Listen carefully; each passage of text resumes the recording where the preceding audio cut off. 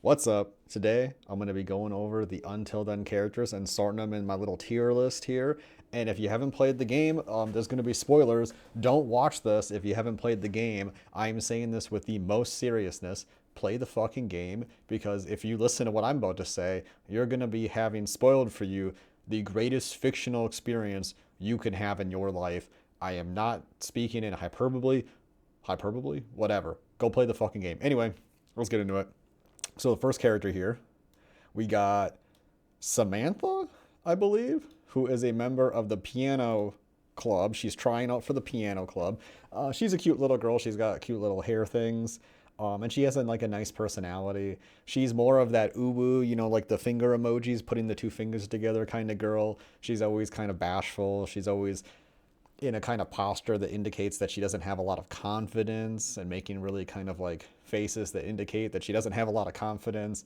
So I find her to be, I would say, well, aren't you swell? She's going in the well, aren't you swell tier. Okay, so the next character we got, Sir Armando. So if you don't know this in the Philippines, if you're a male in some type of like adult position, everyone just calls you sir. As hello, sir. That's just like a thing. Sir Armando is in some routes, timelines. I don't know what you want to call him. He is helpful. Like he gives people a break about homework. Sometimes he makes some necessary comments when people are talking in the background during presentations. So he seems to be an okay character. But I wouldn't. He doesn't really stand out much. He's not really in the story, so I'm gonna put him in. Could use some work because his character could use some work in the story. Here we go. I believe this is Ryan Soriano up next. I think, unless I'm confused. No, Junjun's down here. So this is Ryan. So Ryan is an interesting character because he's got a lot going on. Ryan, in the first act, he's got a crush on Louise. He's a cool basketball guy. He posts basketball shit on his social media, and he helps you with getting the slides done for the presentation. He's on the computer. You're just dictating to him. So he's like doing the work. So as far as I'm concerned, Ryan, he's acceptable. He's an acceptable guy. He's throughout the story from beginning to end. He is kind of like a competition for Louise early on, but he kind of sidelines himself pretty hard because his first love is the game, and then his second love is girls. So that's just him, okay? And that's okay. Okay, this character I had to look up what this character is. I'm pretty sure this is Jessica. I remember her name. I she goes missing a lot. Jessica's role is to be this enigmatic background character who just goes missing, and it's interesting because in one of the timelines, the main character like tries to talk to Jessica to get a sense of like, hey, like Jessica, you might go missing or something bad might happen to you, or is there any reason that you would go missing? And she is so just out of this world. I think Jessica, in my opinion, is like an eldritch being in the Until Then universe. She is so fucking strange.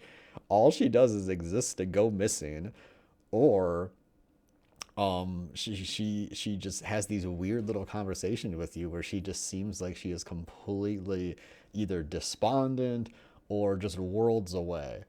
I find her character pretty interesting. She's not in the story very much, so I would put her in the acceptable tier just because she is so interesting despite being in the story very little. Okay, so next up we got a controversial character. I think most people probably like Ryell.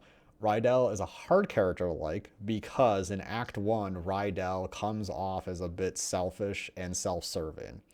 So, in Act 1, Ryell is pursuing his movie stuff and he's like pretending that I'm doing this for you guys. And it's like, no, dude, you're doing this for you and your career. Why are you pretending like you're doing it for us? Like, Cath's life is fucking terrible and you're making a movie, dog. Like, what the fuck? Now, obviously, what is Ryell gonna do? Beat him up with a camera? Obviously, that's not gonna work, right? And Rydell's character has to be that way in Act One for there to be the opposite ending in Act Two, where Ryell is like kind of in Mark's position, and Mark is kind of being like the shit character, right? So like Rydell's character going from like, man, this guy sucks, and he's clearly like distancing himself from his traditional friend group and going along with like his new friend group, to this dude's here to help. And the only difference is like, is he becoming like a cool director or not? So like you can't really blame him for like choosing that path when it presents itself. You got to take that opportunity. So I would put Rydell in acceptable. I would put Rydell pretty fucking high. I kind of liked Rydell a lot. Okay, so next we have Sophia. Sophia is an outstanding character in Act One, and then that makes her disappearance, her lack of existence in Act Two, a big like void. And you really see that too, because Sophia is friends with Louise, and Sophia helps Louise with character growth. And when Sophia and Louise are not friends in Act Two, it shows. Louise is fucked up, and she is more rigid and stiff and socially awkward than she was in Act One, and it shows. That shows the effect that Sophia had. I would say Sophia. I would put Sophia. Oh man, I want to put Sophia. Sophia is pretty good. She's in Act One. I would say she's really good. She's not in the story too much more. I would put her above Jessica, above Ryan, even below Rydell, because Rydell's narrative, the narrative of Rydell's character is so good. I have to put him there. Sophia as a character though is great. Also, we're not going to get into inappropriate comments about the characters. That's not what this channel believes in. So if you are a weirdo, take it somewhere else. I'm sorry. Okay, next we have, I think this is Justin. He's another member of the, right? This is Justin? Yeah, Justin. Okay, Justin of Valencia. Yep, here we go.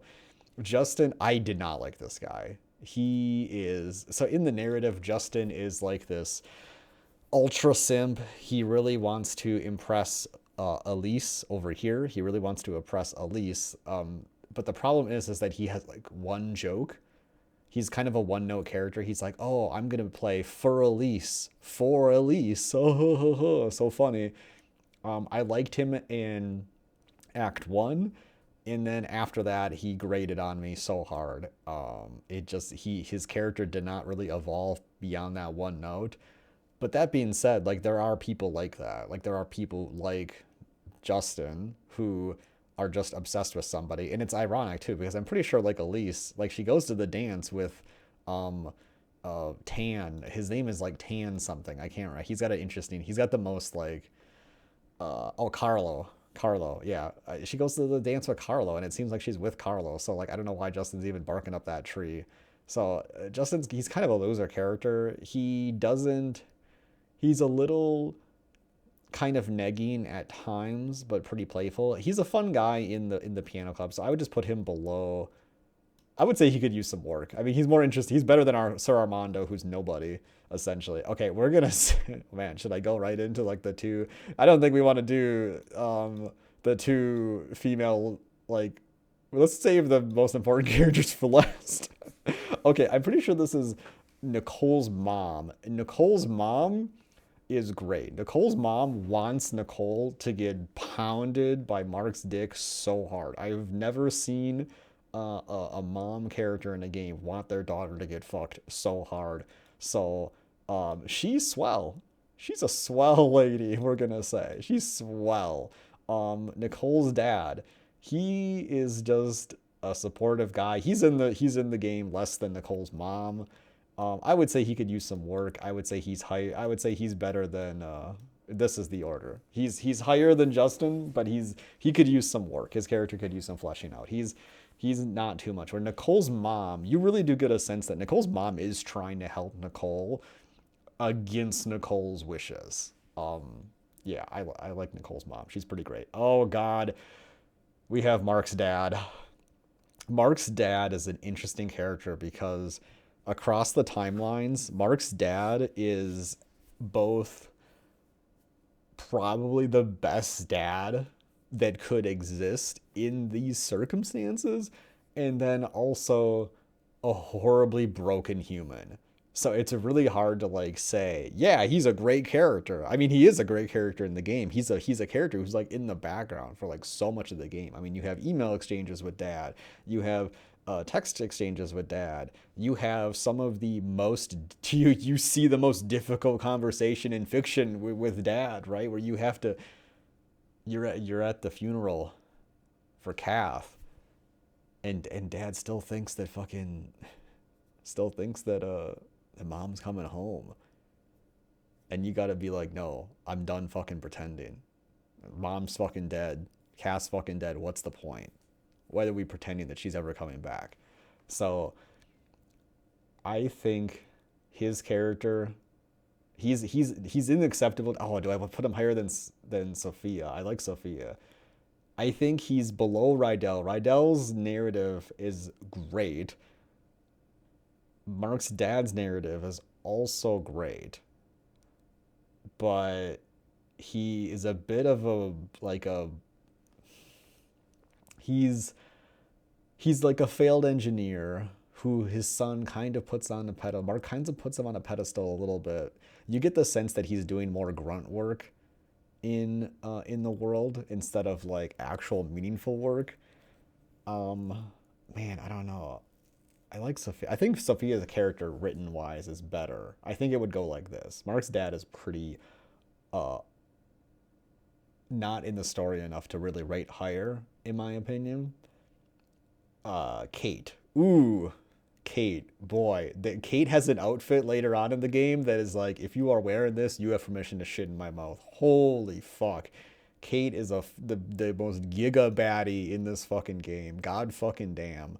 Holy shit. I don't like that the image is dark as shit, but Kate, so much rides on Kate, and it's so interesting because she is probably one of the most subtle characters in the game. Oh, fuck. I think Kate goes higher than Ryan. Kate's going there. Kate has a lot riding on her character in terms of just what needs to happen with her. Um, and my god, is it great. I love the introduction. Kate, I like Kate just because her intro scene when Mark and Cath try to like meet the new transfer students, and they meet Kate, and Cath just bombs, and then Mark gets at least some words out of her, but then also bombs, and just Kate has such an energy to her that is so well crafted in the narrative that it just sings. Ironically, she's basically mute to other people though. Mark's mom, boy, who, where do we put Mark's mom? I mean, Mark's mom is literally just an angel, like she's just there.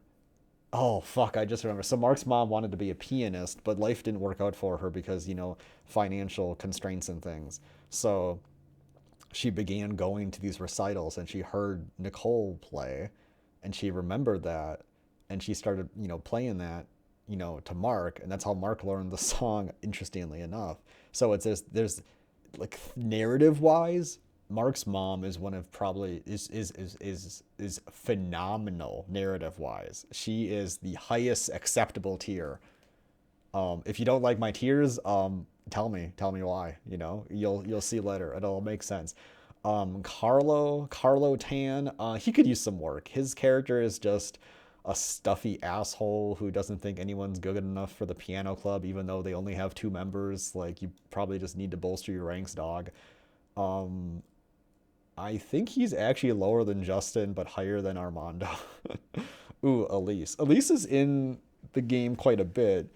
Um, she's a cute, bubbly character. You can tell she kind of puts on more of a personality when she's in that leadership role of being like the head of the piano club, and she's very encouraging. I think she's a pretty good character. I would put her in Aren't You Swell tier. Um, Boy, Mark. Oh, ooh, boy, where do we put Mark? Oh man, I love Mark as a character. The things that I love about Mark is that how he changes his level of engagement in different situations. He isn't just like one note. When he runs into Nicole and he's trying to like get her to open up, it's like the first time we see him actually try to do something. We try to make a connection, try. to get some kind of fucking happiness in this gay fucking earth. And it is beautiful to see that. In hindsight, it's even more beautiful because you don't even, at the time, you don't even know the baggage that he's living under, you know. So ooh, it's so good. I would say, I mean, I didn't. Ooh, boy, I said greatest character. Maybe I should put character. I should put ooh S. Ooh, I think I want to put Mark up here. I think I have to. I have to put Mark up here. He's so good. Oh my god. He does have some faults. He's not a good texter, and he is a little biased in his perspective of things. But who isn't? You know, when you're a teenager. So yeah. Next we have a Cath's dad. I'm fairly certain this is Cath's dad, right? I'm 99. What is Cath's last name? Portillo. Let me just double check. Portillo. Ooh, where are all the Portillos? This is Cath's dad, right? Wait, this thing doesn't even have Cath's dad. Whatever. I'm 99% sure this is Cath's dad, and if it's Cath's dad, then fuck him. I would kill him myself. Cath's dad and Cath's mom, if you don't know, why the fuck are you here? But if you do know, let's just say the obvious. They're beating the fuck out of Cath. And if you are hitting your kids where they have bruises all over their bodies, and if you pull up their sleeve and there's bruises there, I would kill you myself if you're that parent. So yeah, and then Cath's mom, she goes right up there. Cath's mom, I would kill more. So she's going to go further down the list because Cath's mom seemed to be hate Cath more than Cath's dad. Cath's dad, I think in one of the timelines, he's the one who says that, oh, we just wanted to talk. I know the brother says that too. The brother isn't on this tier list. But if the brother was, the brother would just go down here too. I would also kill the brother myself. The brother is a fucking huge loser. Here we have Jake, Jake is the boy that disappeared. That was Nicole's friend that kind of made her go into like a big gloom spiral. Jake isn't in the story much, but he's like plays a pivotal role in kind of crafting the plot as we see it. I would just say he's a swell character. You know, he's just like an encouraging person. Um, that's about it. It's he's not really in the story too much. Ooh, the principal. The principal. I kind of think the principal is swell. She has like 5 cars. She listens to Mark's suggestions for the punishment for what they did in the hallway, and she has a zany outfit. She's the most zany character in the game that I think, in my opinion. I mean, look at what the fuck she's wearing, right? Like that's just goofy as hell. And then now I think this is Junjun, the sleeping guy. Isn't Junjun like always sleeping? Yeah, Junjun is like sleeping. Junjun is acceptable. Junjun would go above Mark's dad because he is just an ornament in all the scenes. I think he's like in the piano club sleeping the whole time. He's just in the background sleeping all the fucking time. Oh man, Junjun's a pretty silly character. Just kidding. He would go down here. He's below Jessica. Man, did I really put? I think I have to. I think Jessica's more interesting. Yeah, Junjun. Yeah, no, Junjun's going down here. Junjun's ahead of Elise. Junjun's in. Well, aren't you swell? Okay, here we go. This is the part everyone's waiting for. Let's do Louise first. I can't put them in the. I can't change the order. There we go. Louise. Okay, so Louise is presented as like the initial love interest. And then it turns out, background, behind the scenes, she had all this character development, and now she's not the love interest. She's just somebody who has a boyfriend and is a cool girl trying to make her way in the world and also discover some kind of strange phenomenon where their memories are missing, but they don't quite remember missing them, and something about deja vu or something. Louise, I think of all three, between Nicole and Cath, Louise's character changes the most in the different timelines. Because without Sophia, Louise is a lot different. Louise is fucked up. And I love how well written Louise is. I think the writing for Louise's character is phenomenal. She has one of the strongest voices in the game in terms of when you read what she says, you can imagine the diction in her voice. You can hear the tone. She is such a well-written character. She is genuinely phenomenal. I think Ooh, fuck. Do I think she belongs? No, no, I would say she's the highest acceptable tier. That's what I would say. Okay, Nicole. Nicole is great. Just aesthetically speaking, she has amazing hair. She's always got a big bow in her hair, which is adorable. She has really interesting facial features in the close-ups that I find like she's not like I don't think I wouldn't call her like traditionally attractive. Like she isn't drawn with like a type of an aesthetic that is like appealing to everyone. Like the close-ups make her look like she has some kind of like I guess some flaws, if you will. But I think she is a very beautiful character, both inside and out. She also is looking to like put like hope in the world, which is interesting because like Mark Mark's approach to Mark's approach to dealing with loss is engage in denial, and engage in denialism hope that his mom is still alive. And Nicole's approach is to engage in hope in a positive sense, like delusional hope. Like Nicole is so delusional, she thinks that Jake might have like left a note for her to explain why or how he left, and she wants to go back to this place and lies to Mark about it, to go back to their house in this destroyed town just to look through the fucking rubble for a missing note that doesn't exist, because she has the delusional positive hope that he's still out there, whereas Mark has like a negative kind of hope that he is like lying to himself, he is harming himself, and that comes out in his character where he doesn't feel like good about the world when they draw the pictures together, and then Nicole, she draws all this like funny positive cutesy stuff because she has this like delusional like toxic positivity almost. So Nicole's character, I have to put up here because she has a lot going on, and she's just an interesting character, very well done. And now, the character that we've all been waiting for. Where does Cath go? Where does Cath, the best friend of Mark? Cath is bisexual, so that means Cath and Mark can get it on. And Cath absolutely, I will debate fucking anyone. Cath absolutely has feelings for Mark. If you disagree, I'm sorry. You have low social intelligence and you have low emotional intelligence. And let me tell you why. Because at the fair, Mark leaves Ryell and Cath hang out with Nicole. And then Cath sees Mark and Nicole hanging out on the pier. What does Cath do? Cath does what any person who is jealous would do. She shows up unannounced at Mark's house at 10 p.m. demanding that he makes her dinner. Now, we don't know it at the time, but Cath doing that is also motivated by the fact that she's getting abused at home, and she probably didn't get dinner or some shit at home, or who knows what. But also, she's going over to Mark's.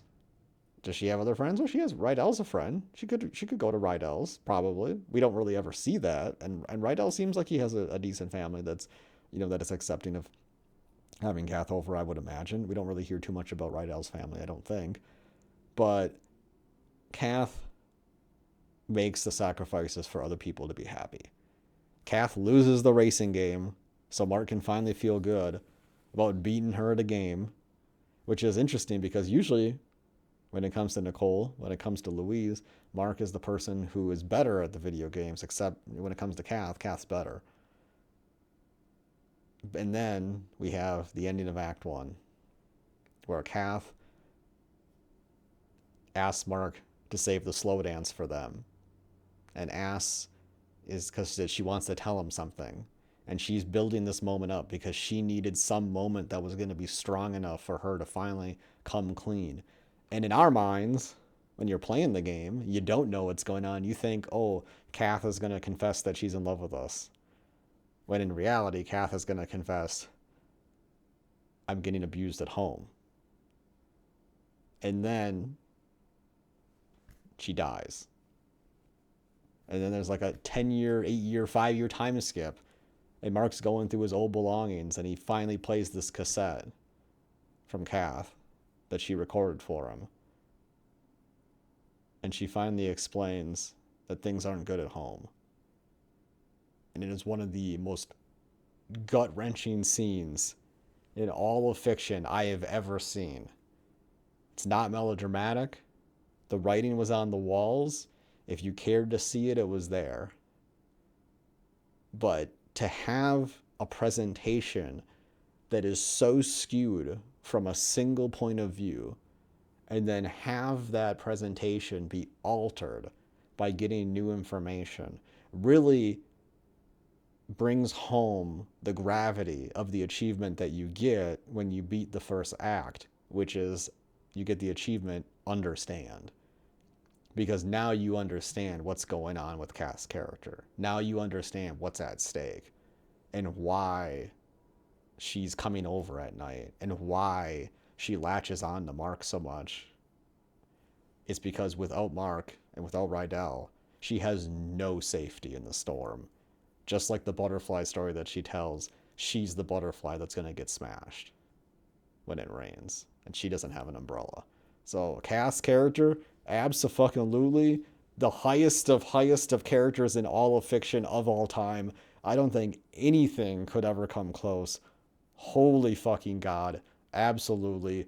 There should be I should really, make a level higher than this, and I should put Cath up there. Because the power scaling is Cath, and then like a Mariana's Trench Gulf, and then Mark and Nicole. So you're going to have to imagine that right now. But this is it. This is the objective tier list. And then I think the only characters we're missing are like characters that only appear in the text chats. And then Cath's brother. And Cath's brother, who gives a fuck about him? He would go down here. I would kill him myself tier. So anyway, this is the until then tier list. If you disagree with me, you're wrong. But explain to me why you're wrong in the comments, and then I'll let you know how to correct your thinking. Or just watch the video again, and then you'll understand better, and then you'll have better thinking, okay? Okay, yeah, have a good one.